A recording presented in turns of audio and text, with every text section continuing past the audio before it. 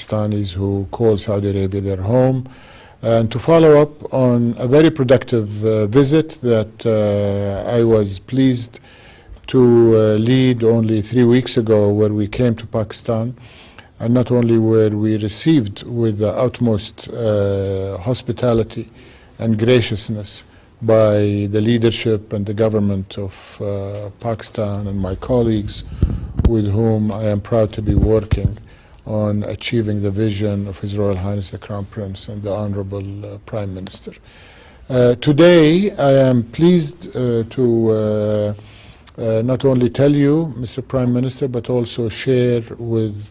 all of the people who care about Pakistan here in Saudi Arabia and in Pakistan that we're moving rapidly with the reforms you've instituted and with your leadership and quick action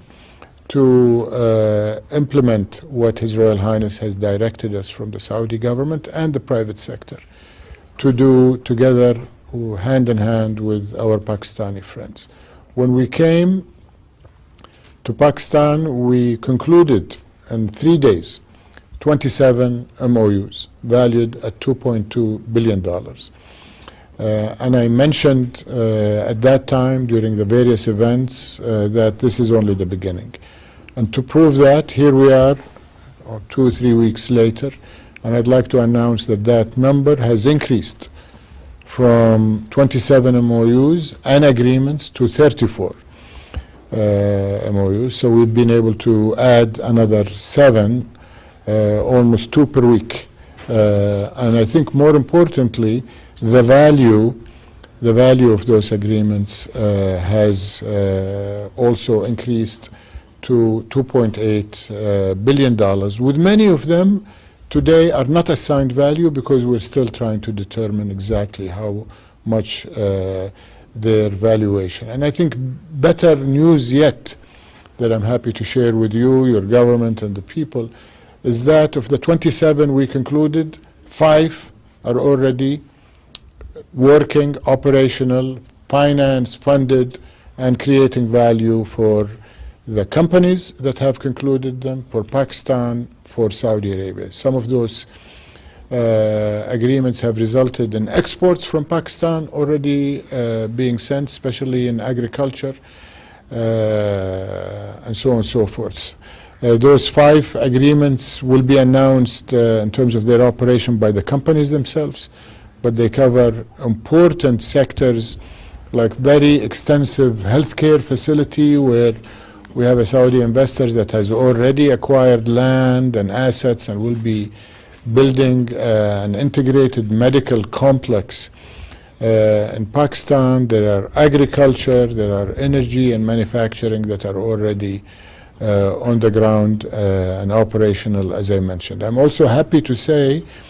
that as we committed, the great people of Pakistan who call Saudi Arabia their home will be increased in number, in qualification, and as a result, in compensation, and therefore their remittances back to Pakistan will be on the upside. And in fact, the nearest results will be in the next few weeks. There will be 300 in the highly critical healthcare area where Pakistani men and women are known around the world to be extremely capable, skilled, loyal, and honorable, and we would love to have more of them taking care of our patients, as well as patients from other countries who come for their medical treatment here in Saudi Arabia. And Honorable Prime Minister, as you've heard the last 2 days at the FII, the entire world is looking at Saudi Arabia and talking about digital artificial intelligence and how Saudi Arabia will be a key driver